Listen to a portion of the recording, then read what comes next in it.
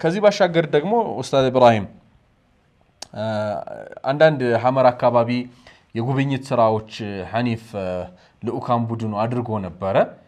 ይህ በጉብኝቱ ሰዓት ያየነውን የታዘብነውን ነገር ደግሞ ሼክ ኢብራሂም ብታስተላልፈልን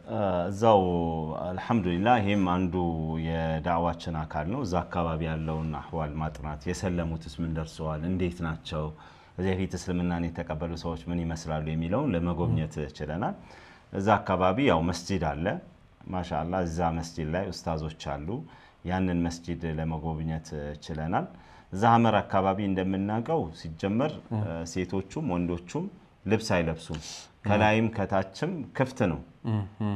በቃ እንደው እርቃናቸውን ብቻ የሚሸፍን ነገር ነው የሚያደርጉት እንደ ባህልም ማለት ነው ግን እዛ መስጂዱ ጋር ስንገባ ሴቶች ከኋላ አሉ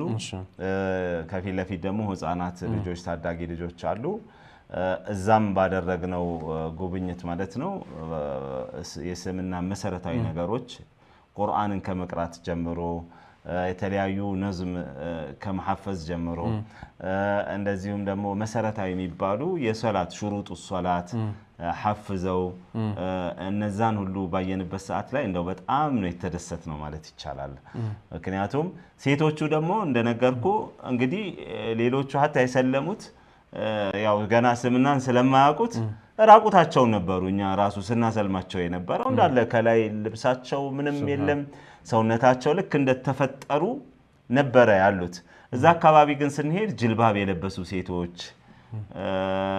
ቁርአን ቁጭ ብለው የሚቀሩ ወጣቶችም ትንንሾችም ትልልቆችም ነው ያየነው ማለት ነው ስለዚህ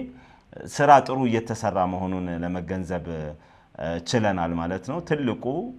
ነገር ምንድነው ማስለሙ ብቻ አይደለም እስልምና የሚቀበሉ ሰዎች አሁንም በብዛት አሉ ብዙ ቦታ ላይ ማለት ነው ለምን እስልምና ከተፈጥሮ ጋር የሚሄድ ሃይማኖት ነው ሰዎች ይቀበላሉ እንኳን ዳዕዋ አድርገህላቸው በራሳቸው ማንበባውም እየተቀበሉ ነውና ከዛ በኋላ ግን ልዩ ትኩረት የሚሰጠው ምንድነው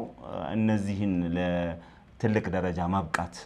አንዳንዶቹ ቁርአን ሲቀሩ አይተናቸዋል ሐርፍ አወጣጣቸውን ፍጥነታቸውን በጣም ደስ የሚል ነበር ልጆችን ስናያቸው ማለት ነው ስለዚህ ከዚህ በኋላም ያው ትልቅ ስራ እንደሚጠብቀን ታዝበን ነው የተመለስነው ማለት ይቻላል